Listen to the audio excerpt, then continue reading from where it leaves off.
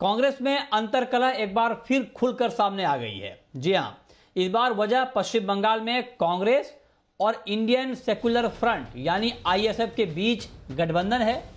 कांग्रेस नेता आनंद शर्मा ने इस गठबंधन को लेकर अपनी नाराजगी जाहिर की है।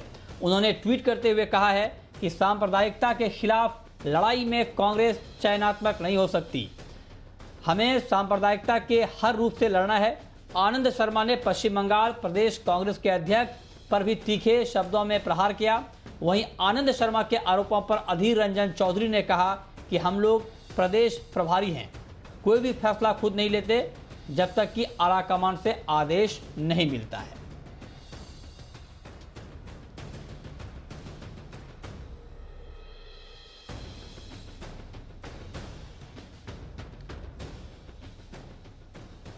और पश्चिम बंगाल, केरल और असम में कांग्रेस के गठबंधन पर बीजेपी ने गंभीर आरोप लगाए हैं। बीजेपी का कहना है कि किस तरह सेकुलरिज्म के नाम पर कांग्रेस किन किन पार्टियों से गठजोड़ कर रही है।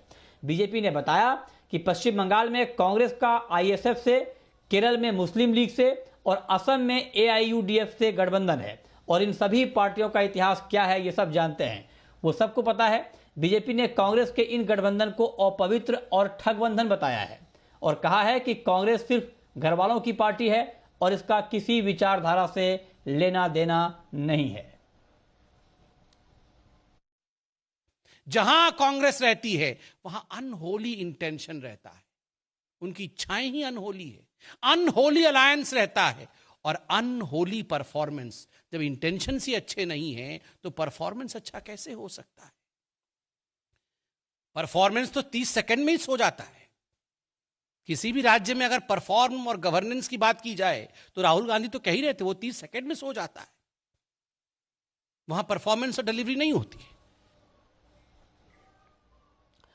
और इस खबर पर ग्राउंड रिपोर्ट के साथ कोलकाता से जी मीडिया संवाददाता प्रवीर चक्रवर्ती इस वक्त हमारे साथ जुड़े हैं। प्रवीर, आखिर क्या मजबूरी है कांग्रेस की, वहां पर ग्राउंड पर आप क्या समझ पा रहे हैं जिस वजह से कांग्रेस को इंडियन सेकुलर फ्रंट के साथ गठबंधन करना पड़ा है? क्या वजह है इसकी आखिर?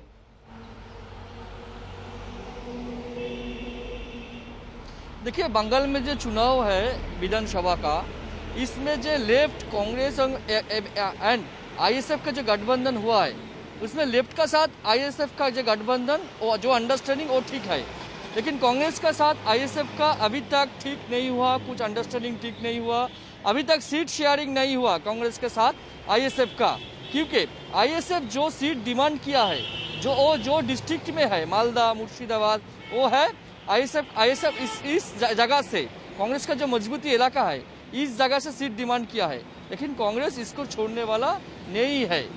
लेफ्ट जैसे लेफ्ट है गठबंधन में, कांग्रेस भी है उसमें, लेकिन कुछ मजबूरी है उसमें।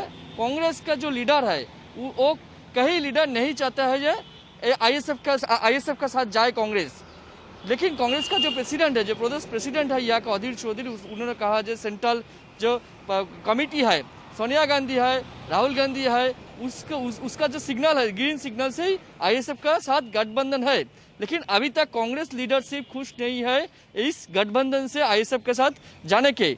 लेकिन ब्रिगेड मैदान में हम लोग जो देखा है, जो ब्रिगेड मैदान में हमने देखा जो अधीर चौधरी जो वक्ता था, और अधीर चौधरी जो भाषण दे रहा था, आईएसएफ का जो चीफ है अब्बासुद्दीन सिद्दीकी, वहाँ पर कुछ मिसबिहेव किया कांग्रेस लीडर का जो एलिगेशन है, उसके बाद कांग्रेस के साथ आईएसएफ का जो रिलेशन और अंडरस्टैंडिंग और भी बुरा हो गया है।